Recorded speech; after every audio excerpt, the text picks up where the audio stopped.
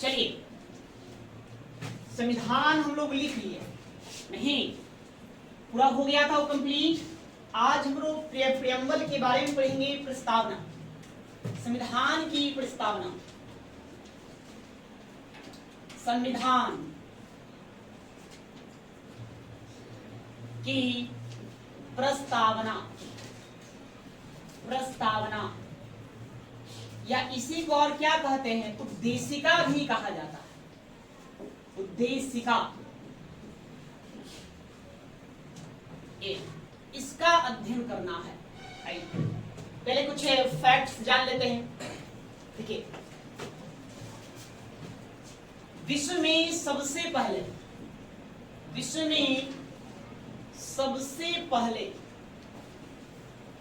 प्रस्तावना, प्रस्तावना लिखने वाला देश, लिखने वाला देश कौन है आप लोग जानते हैं? तो सबसे पहले जो देश संविधान लिखा होगा वही देश क्या करेगा, सबसे पहले क्या लिखेगा, प्रस्तावना लिखेगा। तो विश्व में सबसे पहले लिखित संविधान कौन सा देश ने बनाया? किस देश का संविधान लिखित है? तो अमेरिका, यूएसए का। तो अमेरिका, अमेरिका ये दुनिया का पहला देश है जिसने अपना लिखित संविधान बनाया। तो उसी देश ने सबसे पहले क्या लिखा, प्रस्तावना लिखा। हमारे देश के संविधान में जो प्रस्तावना है वो कहां से लिया गया? नहीं, तो भारत का प्रस्तावना या भारतीय संविधान का प्रस्तावना, भारतीय संविधान का प्रस्तावना, प्रस्तावना किस देश से संकल्पित है, कहां से लिया गया है? प्रस्तावना लिया गया है, लिया गया है कहां से? ये भी हम लेंगे अमेरिका के संविधान से, क्योंकि सबसे पहले वही लिखेगा। लेकिन प्रस्तावना की भाषा, प्रस्तावना की भाषा वह गठन शैली, गठन शैली ये कहां से लेंगे? ये हम लोग पीछे पढ़े थे, कहां से? ऑस्ट्रेलिया, ऑस्ट्रेलिया से लिया गया, ऑस्ट्रेलिया से लिया गया। ठीक है, ये बातें आपको ध्यान में रखना है। ये सूचना है, विश्व में सबसे पहले प्रस्तावना लिखने वाला देश अमेरिका। भारत के संविधान की प्रस्तावना कहां से लिया गया? अमेरिका के संविधान से लिया गया। अब प्रस्तावना की भाषा एवं गठन शैली ऑस्ट्रेलिया से लिया गया। साथ में एक बात और ध्यान में रखेंगे, प्रस्तावना, प्रस्तावना में न्याय की संकल्पना, न्याय की संकल्पना, संकल्पना ये हम लोग लेंगे रूस से। रूस के संविधान की प्रस्तावना में इस बात का उल्लेख किया गया है, वहां से लिया गया है, इसको समझ गया। तो देखिए, भारत की संविधान की प्रस्तावना में कितने देशों का योगदान रहा? एक रूस, दूसरा ऑस्ट्रेलिया और तीसरा अमेरिका। 3 देशों के संविधान के प्रस्तावना का प्रभाव हमारे देश की संविधान की प्रस्तावना पर पड़ता है। ये बातें आपको ध्यान में रखना है। इसके अलावा ये बताइए, भारत की जो प्रस्तावना है वो उसका जन्म कैसे होगा, कहां से आएगा? वो तुमने बताया था कि संविधान सभा में। कब? तो संविधान सभा की तीसरी बैठक अर्थात 13 दिसंबर 1946 को पंडित जवाहरलाल नेहरू, पंडित जवाहरलाल नेहरू द्वारा पहली बार उद्देश्य प्रस्ताव संविधान सभा में रखा गया था, संविधान सभा में रखा गया था, जो कब पारित होगा? जो 22 जनवरी 1947 को पारित हुआ,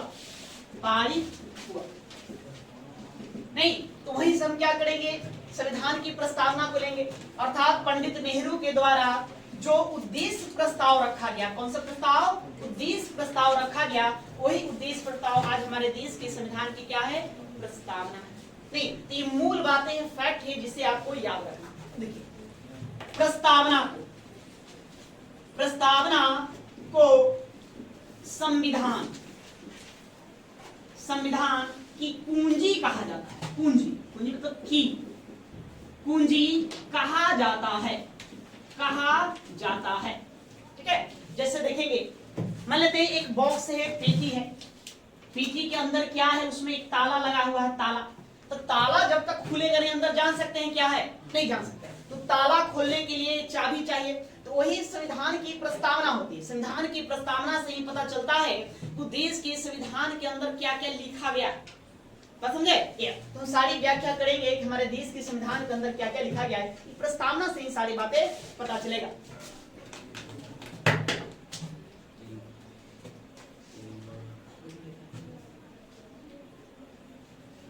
प्रस्तावना हमें 4 बातें बताती है, 4 बातें बताती है। क्या क्या बातें बताती है? तो देखिए, पहला, शक्ति का स्रोत, शक्ति का स्रोत। यह बताती है कि शक्ति का स्रोत कौन है। तो देखिए, प्रस्तावना शुरू कहां से होता है? हम भारत के लोग, इस शब्द से भारत की प्रस्तावना क्या हो जाती है, शुरू किया जाता है। तो इसे बताता है कि भारत में शक्तियों का स्रोत किसके पास है? जनता के पास।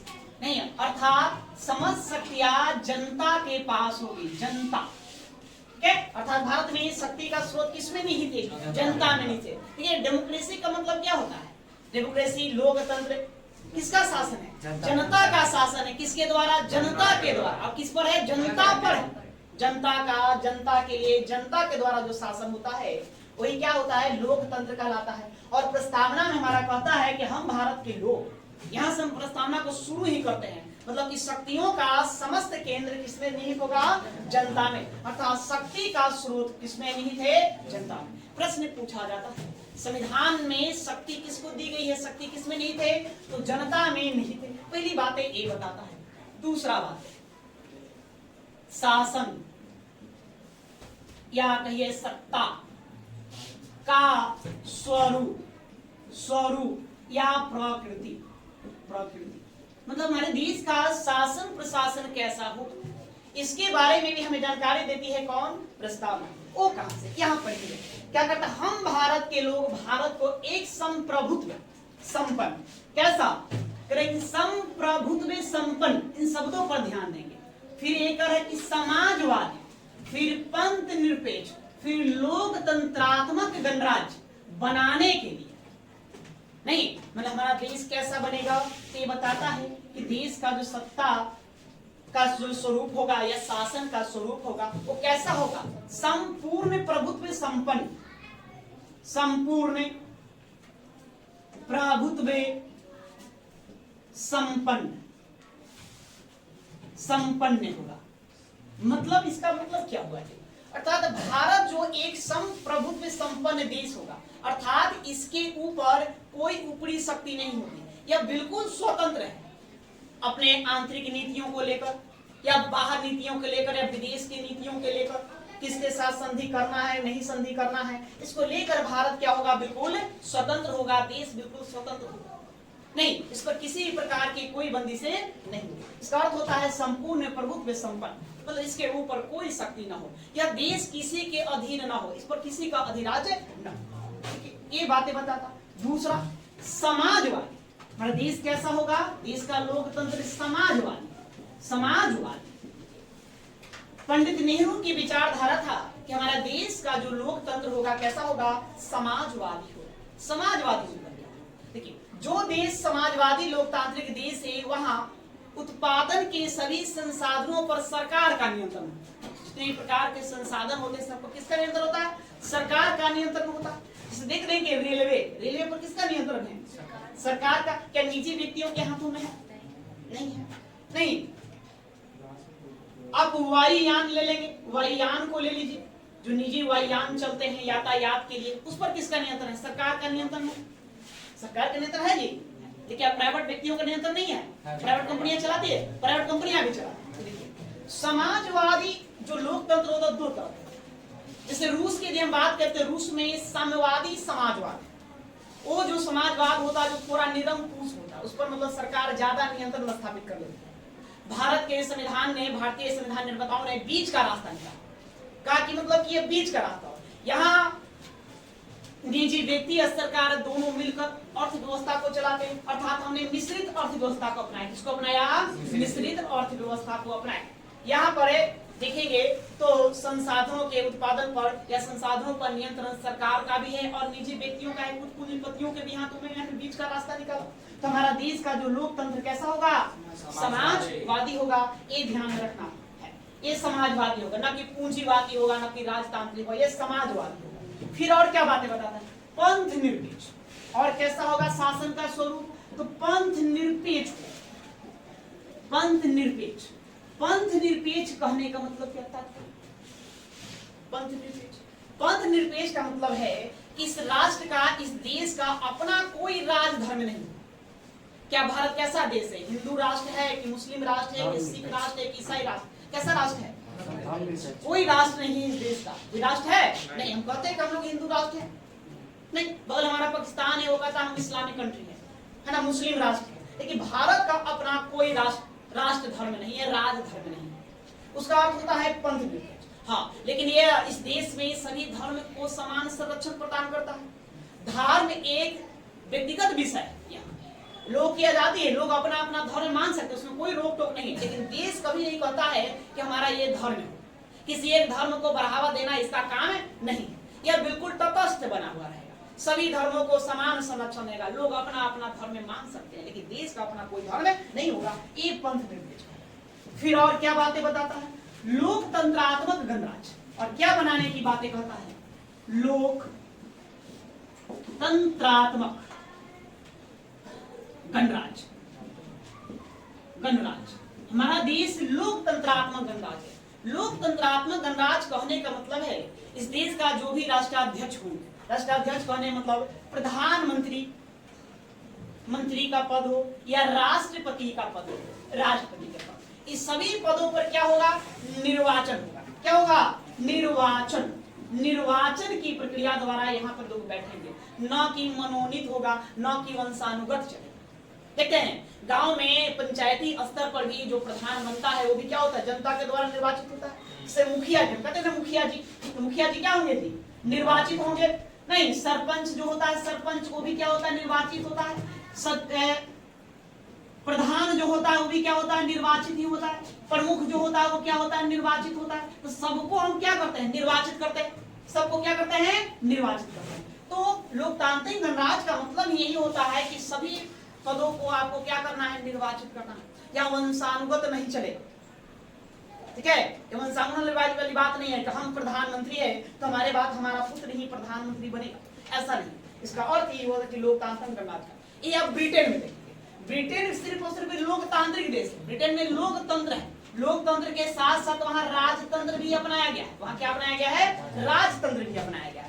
ब्रिटेन में आप पीएम का पद देखेंगे, पीएम प्राइम मिनिस्टर का पद तो जनता के द्वारा निर्वाचित होता है, लेकिन वहां पर राष्ट्राध्यक्ष एक तरह से कह सकते हैं कि राष्ट्रपति वो जो होता है वंशानुगत चलता है। वहां का राजा आज भी क्रम बाय क्रम क्या हो रहा है? अपना बनते जा रहा है। हाल ही में देखिए किनका निधन हुआ? एलिजाबेथ द्वितीय का निधन हुआ। उसके बाद उनका पुत्र चार्ल्स तृतीय वहां का राष्ट्राध्यक्ष बना, मुखिया बना। तो वहां उस तरह से चलता है, लेकिन हमारे देश में ऐसे नहीं चलेगा। क्या रहेगा? लोकतंत्रात्मक गणराज्य रहेगा। सभी पदों को हमको क्या करना है? निर्वाचित करना है। तो बात समझे, हमारे देश में शासन सत्ता का स्वरूप क्या होगा? ये भारत कैसा देश? संपूर्ण प्रभुत्व संपन्न देश है। यह बिल्कुल फ्री है निर्णय लेने के लिए, आंतरिक निर्णय हो, आंतरिक नीतियां हो या बाह्य नीतियां हो, एक से बिल्कुल क्या है? फ्री है। इस पर किसी भी विदेशी सत्ता का अधिकार नहीं है। हमारा लोक समाज कैसा होगा? हमारा लोकतंत्र कैसा होगा? समाजवादी लोकतंत्र होगा। यहाँ संसाधन के उत्पादन के सभी संसाधनों पर सरकार का नियंत्रण होगा। ऐसे तो हमने बीच का रास्ता निकाला है, मिश्रित, है ना? पंथ निरपेक्ष, इस देश का अपना कोई राजधर्म नहीं होगा। यह सभी धर्मों को समान रूप से संरक्षण देगा।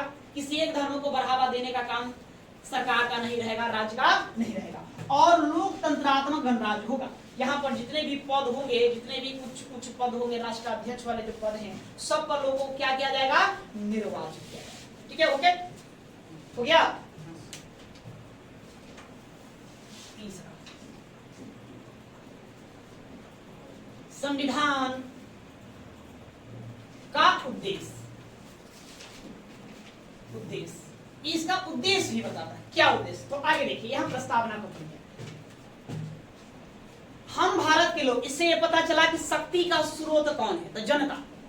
भारत को एक संपूर्ण प्रभुत्व संपन्न समाजवादी पंथ निरपेक्ष लोकतंत्रात्मक गणराज्य बनाने के लिए, इससे पता चलता है कि शासन का स्वरूप कैसा होगा, किस तरह से अपने देश में शासन प्रशासन को चलाया जाएगा। फिर आगे क्या करता है, बनाने के लिए तथा उसके समस्त नागरिकों को क्या करने के लिए, सामाजिक आर्थिक और राजनीतिक न्याय।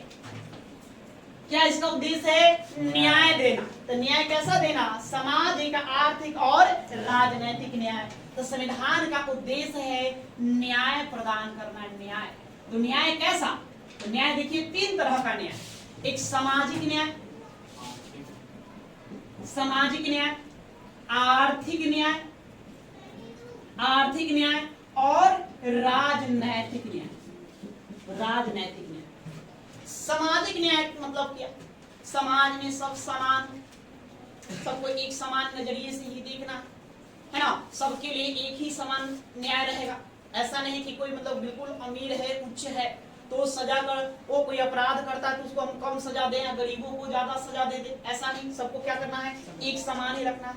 आर्थिक न्याय, ऐसी व्यवस्था लाना है कि अमीरी गरीबी का खाई ज्यादा ना हो, नहीं, लोग आर्थिक रूप से समान हो। मैंने लोगों को, यदि लोग खूब अमीर ना हो तो कम से कम इतना भर इनकम उसके पास हो, वो इतना भर आर्थिक रूप से सक्षम हो कि अपनी जीविका को चलाए। ये हमारा संविधान कहता है। राजनैतिक न्याय कहने का मतलब जैसे कि शासन प्रशासन में सबको समान रूप से भागीदारी दे। राजनीतिक न्याय का सबसे अच्छा उदाहरण है मताधिकार। सबको समान मताधिकार मिला है। क्या हम किसी से मताधिकार छीने? नहीं, सबको वोट देने का अधिकार है और सबके मतों का वैल्यू समान है। फिर राजनीतिक न्याय ये, उसके अलावा और क्या कहता है, और कहता है विचार, अभिव्यक्ति, विश्वास, धर्म और उपासना की स्वतंत्रता। और हमारा संविधान का उद्देश्य है स्वतंत्रता प्रदान करना। क्या प्रदान करना? स्वतंत्रता। यह हमें देगा स्वतंत्रता। तो स्वतंत्रता कैसी? तो स्वतंत्रता देखिए उसमें क्या क्या बातें कर रहा है। नहीं, विचार की स्वतंत्रता। विचार मतलब आप अपना विचार व्यक्त कर सकते हैं, विचार की स्वतंत्रता। फिर वो क्या कहता है? अभिव्यक्ति मतलब कि बोलने की आजादी। अभिव्यक्ति, बोलने की आपको स्वतंत्रता है, आप बोल सकते हैं, ऐसा नहीं कोई आपको बोलने पर प्रतिबंध लगा दे, बिल्कुल नहीं। आप अपना कोई विचार देना चाहते हैं, विचार दे सकते हैं, उस पर भी कोई प्रतिबंध नहीं है। आपकी आजादी है। विश्वास की स्वतंत्रता। आप किसी भी विचारधारा में विश्वास कर सकते नहीं। आपको माओवादी विचारधारा मानना है, माओवादी विचारधारा मान सकते हैं। आपको आप समाजवादी विचारधारा के, उसको आप अपना सकते हैं। आप मैंने पूंजीवाद विचारधारा से प्रेरित है, उसको मान सकते हैं। अब कोई होता क्या कहता है, ईश्वर को मानता है, मतलब कोई मतलब कि आस्तिक है, आप आस्तिक हो सकते हैं। कोई नास्तिक है, कोई नास्तिक हो सकता है। ऐसा नहीं कोई नास्तिक है तो उसको हम सजा दे दे, नहीं। तो आपको अपना विश्वास रखना, आप ईश्वर में विश्वास रखना है, रखिए, नहीं रखना है, नहीं रखिए, बिल्कुल आपको आजादी है, ठीक है। ये फिर उसके बाद कहता धर्म की स्वतंत्रता। धर्म, ठीक है, आप धार्मिक रूप से बिल्कुल स्वतंत्र है, किसी भी धर्म को अपना सकते हैं। साथ में धर्म को अपनाने के बाद उपासना की स्वतंत्रता। उपासना कहने का मतलब है जिस धर्म को आप मानते हैं उस धर्म में ईश्वर की आराधना करने की जो विधियां हैं उस विधियों को अपना सकते हैं, कोई रोक टोक नहीं रहेगा, बिल्कुल आप बिल्कुल स्वतंत्र है। हम हिंदू धर्म को मानते हैं, मंदिर जा सकते हैं, नहीं, आरती गा करके ईश्वर की आराधना कर सकते हैं। हम इस्लाम धर्म को मानते हैं, मस्जिद जा सकते हैं, वहां नमाज अदा करके उनकी आराधना कर सकते हैं। कोई मतलब कि सिख धर्म को मानना, वो पगड़ी धारण कर सकता है। तो जिस तरह से आपका धर्म है आराधना करने की बातें कह रहा है वैसे आप कर सकते हैं, बिल्कुल उसकी भी आपको आजादी है। ऐसा नहीं कि किसी प्रकार का कोई रोक टोक नहीं रहेगा। ये बातें कहा नहीं, ये उद्देश्य है। और भी कुछ उद्देश्य है, और उद्देश्य है प्रतिष्ठा और अवसर की समता, और इसका उद्देश्य है समता प्रदान करना। समता या समानता, इसको क्या कर सकते हैं? समानता। तो कैसी समानता? तो वहां देखिए बताता है कैसी समानता। प्रतिष्ठा और अवसर की समानता। प्रतिष्ठा और अवसर की समानता। सबकी प्रतिष्ठा समान होगी। अगर सरकार मान लेते हैं कोई रोजगार लेकर आता है, रोजगार निकालता है, नौकरी, तो उसमें आपको सबको समान अवसर प्रदान करना है, उसमें भेदभाव आप नहीं कर सकते। ये बातें बताता है। उसके अलावे और भी उद्देश्य इसमें साफ झलकता है? नहीं। देखिए, समता प्राप्त कराने के लिए तथा उन सब में व्यक्ति की गरिमा और क्या, व्यक्ति की गरिमा, राष्ट्र की एकता और अखंडता सुनिश्चित कराने के लिए बंधुता बढ़ाना, भाईचारा। मतलब हमारा संविधान इस तरह से लिखा है, संविधान निर्माताओं ने हमारे संविधान को इस तरह से लिखने का प्रयास किया है कि समाज में भाईचारा बने। जब भाईचारा बनेगा तो राष्ट्र की एकता और अखंडता बरकरार रहेगी। नहीं तो राष्ट्र की एकता अखंडता क्या होगा? अगर नफरती समाज बनाएंगे तो राष्ट्र की एकता अखंडता रहेगी, टूट जाएगी। इसलिए कहता है कि बंधुता को बढ़ाइए, भाईचारों को बढ़ाइए, ताकि राष्ट्र की एकता और अखंडता बनी रहे। हमारे संविधान निर्माताओं ने हमारे संविधान को इस तरह से लिखा है, चाहे वो शांति काल हो या युद्ध काल हो, समाज, इस देश की एकता और अखंडता क्या रहेगी?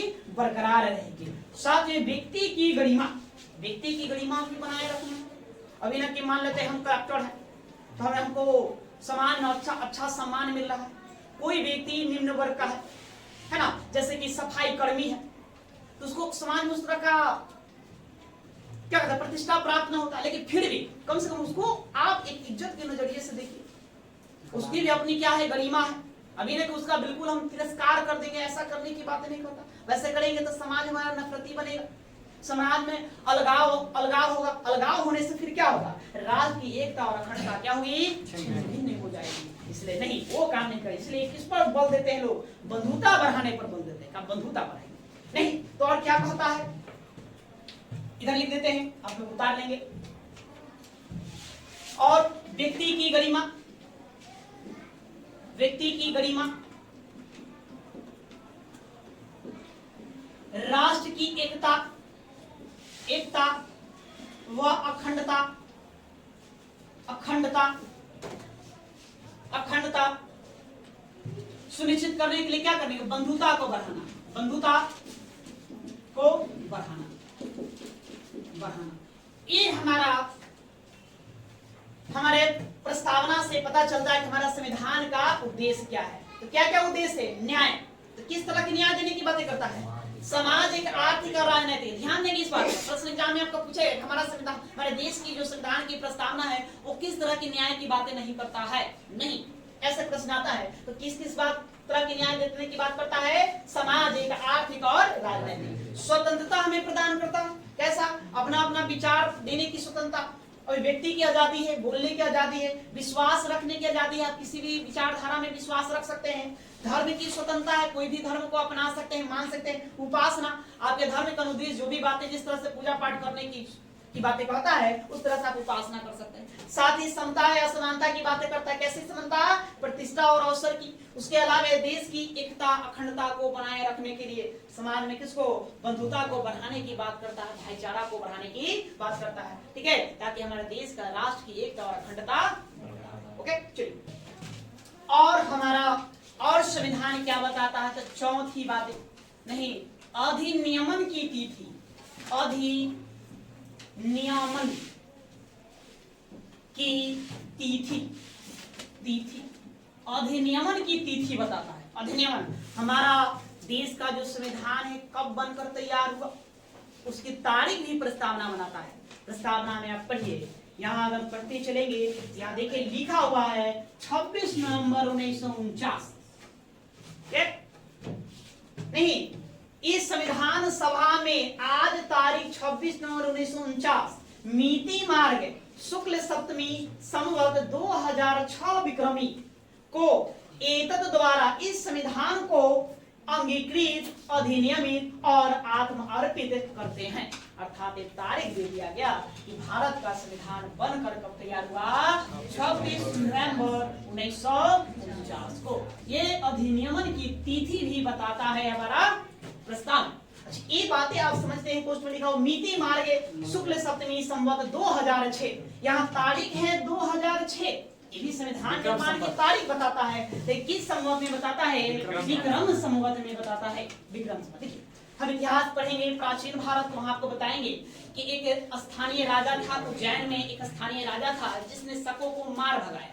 शकों को मार भगाने के उपलक्ष्य में उसने विक्रमादित्य की उपाधि धारण किया और एक कैलेंडर लेकर आया, कैलेंडर जारी किया जिसको कहते हैं विक्रम संवत। तो ये हुआ था 57 ईसा पूर्व, 57 ईसा पूर्व, ठीक है, जब ईसा पूर्व। और ईसा पूर्व की तारीख को आज में निकालना हो तो उसको जोड़ देना पड़ेगा। क्या करना होगा? जोड़ना होगा। तो 1949 में आप 57 वर्ष ऐड करेंगे तो 9 और 7 16, 5 4 9 1 10 के 0 और 0 और 2, 2006 आ गया, 2006।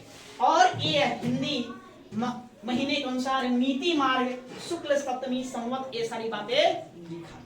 तो हमारा संविधान क्या बताता है? अधिनियमन की तिथि भी बताते हैं, तारीख भी। तो उस प्रस्तावना से हमें कितनी बात पता चला? 4 बातें पता चला। एक शक्ति का स्रोत, तो जनता में शासन या सत्ता का स्वरूप या प्रकृति, मान इस देश का शासन प्रशासन कैसे चलेगा ये बताता है। इसके लिए 4 पॉइंट्स बताया। संपूर्ण प्रभुत्व संपन्न हमारा देश होगा, समाजवादी लोकतांत्रिक देश होगा, पंथ निरपेक्ष होगा और लोकतंत्रात्मक गणराज्य होगा। यहाँ कैसा होगा? लोकतंत्रात्मक गणराज्य। इसका मतलब समझ लिए कि राष्ट्राध्यक्ष के जो भी पद होंगे वो वंशानुगत न होकर जनता के द्वारा निर्वाचित होंगे, वोट के द्वारा होगा, ठीक है। उसके बाद संविधान का उद्देश्य क्या है? हमारे देश की संविधान का क्या उद्देश्य रहेगा? उद्देश्य की बातें बताता है। तो उद्देश्य क्या होगा? न्याय देना। तो न्याय कैसा देगा? सामाजिक, आर्थिक और राजनीतिक स्वतंत्रता प्रदान करना। तो स्वतंत्रता कितनी प्रकार की? तो विचार की स्वतंत्रता, अभिव्यक्ति की स्वतंत्रता, विश्वास करने की स्वतंत्रता, धर्म की स्वतंत्रता और धर्म जो मानते हैं उसकी उपासना करने की स्वतंत्रता, ठीक है। उसके बाद समता की बातें करता है। समानता की, तो कैसे समानता? प्रतिष्ठा और अवसर में सबको समान अवसर प्रदान किया जाएगा। प्रतिष्ठा और अवसर, जो भी सरकार नौकरी जो रोजगार लेकर आएगा उसमें सबको समान अवसर प्रदान करेगा। या वस्तुओं का वितरण करेगा तो उसमें क्या होगा? समान अवसर प्रदान करेगा। ये बातें करता है। तथा फिर और क्या करता है? उसकी और क्या है कि कहता है कि व्यक्ति की गरिमा पर ध्यान आपको देना, वो बने रहेगा। और सबसे महत्वपूर्ण राष्ट्र की एकता और अखंडता को बनाए रखने की बातें कहता है। हमारा संविधान ऐसा लिखा गया है ताकि राष्ट्र की एकता और अखंडता बना रहे। ये अखिल जो भारत है बिल्कुल टिका रहे, अडिग रहे, इसमें कभी कोई बिखराव ना हो। कोई चाह कर भी इस देश से अलग नहीं हो सकता है। उसको लेकर कहा कि आप बंधुता को बढ़ाइए, भाईचारा को बढ़ाइए। भाईचारा होगा, सब खुश होगा, हमारा समाज अच्छा होगा तो बेहतर होगा। ये बातें बताता है। और चौथी बात क्या बताता है? अधिनियमन की तिथि, हमारा संविधान 26 नवंबर 1949 को बनकर तैयार नहीं किया। इससे देखने से यह पता चलता है हमारे देश का जो संविधान निर्माता है नहीं तो बहुवादी हिताय है ना, बहुहिताय बहुसुखाय के सिद्धांत पर काम किया। उन्होंने ऐसा संविधान लिखने का प्रयास किया जिसमें एक बहुत बड़ा वर्ग क्या हो, बहुत बड़े वर्ग के हित में हो और बहुत बड़ा वर्ग क्या हो, सुख हो, खुशी हो, ठीक है। इतनी बातें हम समझे। अब आइए, संविधान की प्रस्तावना में एक बार संशोधन किया गया। कितनी बार? एक बार, ठीक है। एक बात और याद रखना है कि संविधान की प्रस्तावना में अब तक सिर्फ एक बार संशोधन किया गया है। कब किया गया है? तो 42वें संविधान संशोधन अधिनियम 1976 द्वारा, ठीक है। अर्थात तो साल है 1976 जो संविधान की प्रस्तावना में संशोधन किया जाएगा। कौन सा संविधान संशोधन रहेगा? 42वां रहेगा। और संशोधन करके हमने जोड़ा है। क्या जोड़ा? 42वें संविधान संशोधन अधिनियम 1976 द्वारा प्रस्तावना में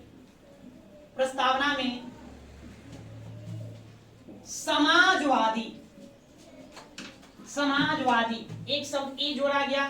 पंथ निरपेक्ष दूसरा शब्द ए जोड़ा गया और एकता एवं अखंडता। आप देख सकते हैं एकता और अखंडता की बातें कहता है। कहां कहता है? बंधुता, राष्ट्र की एकता कर रहे हैं और राष्ट्र की एकता एवं अखंडता, इस शब्द को जोड़ा गया, एक शब्द यहां जोड़ा गया, नहीं, सामाजिक समाजवादी शब्द जोड़ा गया और पंथ निरपेक्ष शब्द जोड़ा गया। 3 शब्दों को जोड़ा गया। कितने शब्दों को? 3 शब्दों को। प्रश्न पूछा जाता है कि भारत के संविधान की प्रस्तावना में अब तक कितने बार संशोधन? पहला बार, तो एक बार है ना। संविधान की प्रस्तावना में कब संशोधन किया गया? तो 1976 में। संविधान की प्रस्तावना में कैमा संविधान संशोधन लाया गया? तो 42वां संविधान संशोधन लाया गया। संविधान की प्रस्तावना में संशोधन करके कितने शब्दों को जोड़ा गया? ये प्रश्न पूछा था। 3 शब्दों को जोड़ा गया, समाजवादी, पंथ निरपेक्ष और राष्ट्र की एकता व अखंडता। ये 3 शब्द को जोड़ा गया, है ना। याद रखना, प्रश्न आपको ये भी पूछ दिया जाएगा कि संविधान की प्रस्तावना में संशोधन कर निम्नलिखित में कौन सा शब्द नहीं जोड़ा गया? 3 शब्द दे देगा, कोई अलग से उठाकर डाल देगा। ठीक है, एक तो समाजवादी, पंथ निरपेक्ष और राष्ट्र की एकता व अखंडता, अखंडता शब्द को जोड़ा गया, जोड़ा गया। ये बातें, ठीक है। तो इतनी बातें अभी फिलहाल ध्यान में रखेंगे। आज के लिए इतना ही, फिर